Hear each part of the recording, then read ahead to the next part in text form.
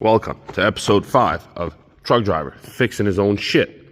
Now today we're going to be doing a PM service, and I will be showing you how to do that all by yourself. Very easy and quick. Step 1, we're going to put a hole in the filter and let it drain. Now that we got that draining, we are going to undo the drain plug. In my case, I have an easy drain valve. They're pretty awesome. You should put one of those on. Now while we wait for the oil to drain, we're going to change that filter and that filter, fuel water separator and the primary fuel filter. We're going to take those off. First thing we do on this one is use that tab right there, unplug the sensor, and then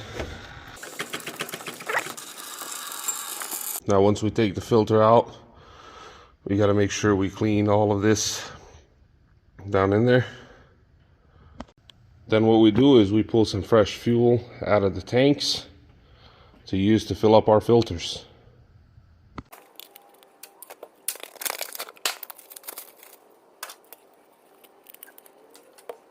Now we put the filter in, it'll stay there by itself. We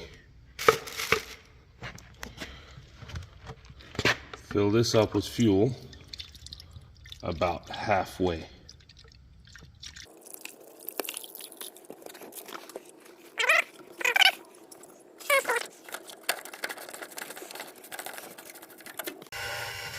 So with this being a Cummins, there's no need to prime the fuel pump.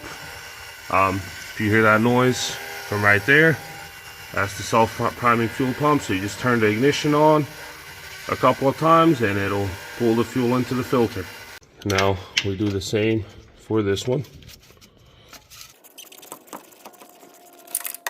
Now we pre-fill the other fuel filter. Don't spill it.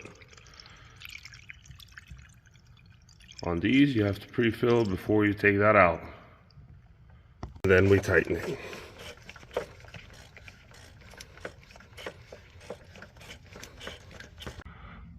Now we close the drain back up and we take the filter off and install the new filter, and then we can fill her up with oil. So next what we're going to do is we're going to pre-fill the filter. Pay attention to this, not all filters are supposed to be pre-filled when some of them are installed dry. So this right here, it tells you to pre-fill the filter. This right here tells you to lube the O-ring on it, or the gasket. This right here tells you obviously to screw it on by hand, and then plus 3/4 of a turn. Some filters won't have this sign, and that means the filter is installed dry.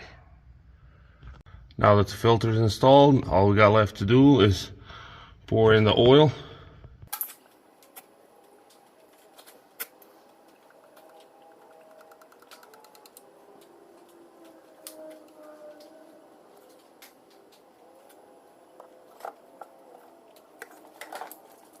And last but not least, we are going to lube the truck up, which you're going to look for these lube points anywhere you have them on the truck.